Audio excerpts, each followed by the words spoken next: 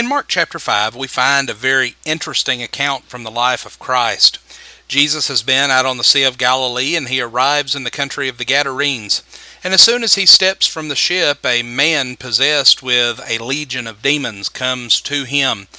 And Jesus has compassion upon this man, and he drives the demons from out of this man. Well, after those who lived in the city found out about what had happened, they came to see what had taken place. And we read in verse 15, "And they came to Jesus and observed the man who had been demon-possessed, sitting down, clothed, and in his right mind, the very man who had had the legion. And they became frightened." What we see in this lesson is that sometimes you just can't win people over. This demon-possessed man from the country of the Gadarenes had lived for some time in the tombs, isolated from normal society because of the bizarre behavior that he often exhibited. He was rejected and feared by the villagers around him. But when Christ cast the demons out of this man, restoring him to his right mind, the people were even more afraid. Actually, their fright at this time was directed more toward Jesus than to the former demon-possessed man. But it was this man's new, normal behavior that caused this reaction. Friends, we have to understand that normal does not always equate to ordinary. In the context of this man's former behavior to which the villagers had become accustomed, finding him in his right mind was something that was alarming.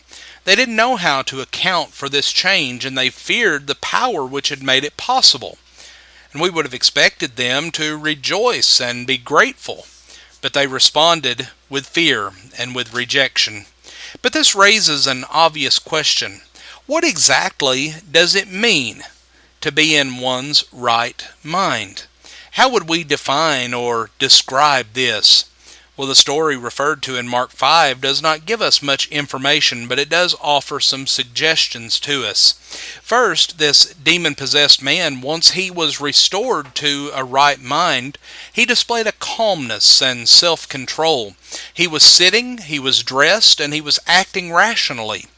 This suggests the process of thought and logic.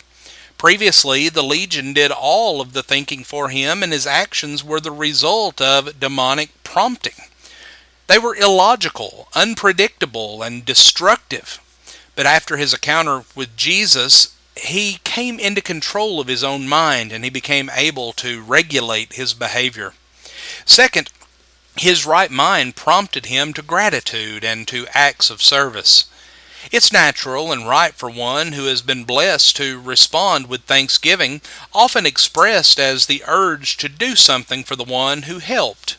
Ingratitude is something that is unnatural, although it is quite common, in that it does not react logically or appropriately to one's situation.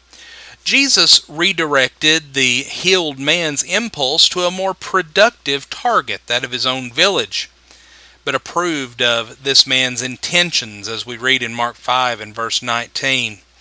And then third, we find that his right mind enabled this man to change his behavior to that which was helpful to himself and to his community.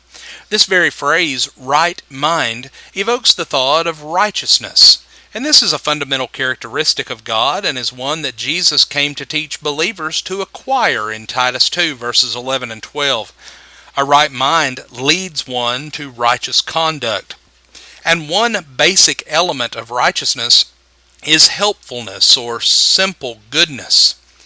In his letter to Titus, Paul contrasts the harmful, unproductive results of false teaching with the wholesome helpfulness of the righteous.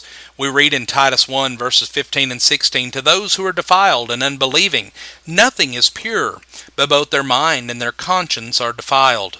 They profess to know God, but by their deeds they deny Him, being detestable and disobedient and worthless of any good deed." And then in the next chapter, Titus 2 and verse 15, And continuing to Titus 3 and verse 2, it says, "These things speak and exhort and reprove with all authority. Let no one disregard you. Remind them to be subject to rulers, to authorities, to be obedient, to be ready to every good deed, to malign no one, to be uncontentious, gentle, showing every consideration for all men." Friends, being in one's right mind is to be closer to God and to share in the elements of His nature. Mankind, we understand, was created in the image of God, as we read in Genesis 1, verses 26 and 27. But sin separates and alienates us from our Creator.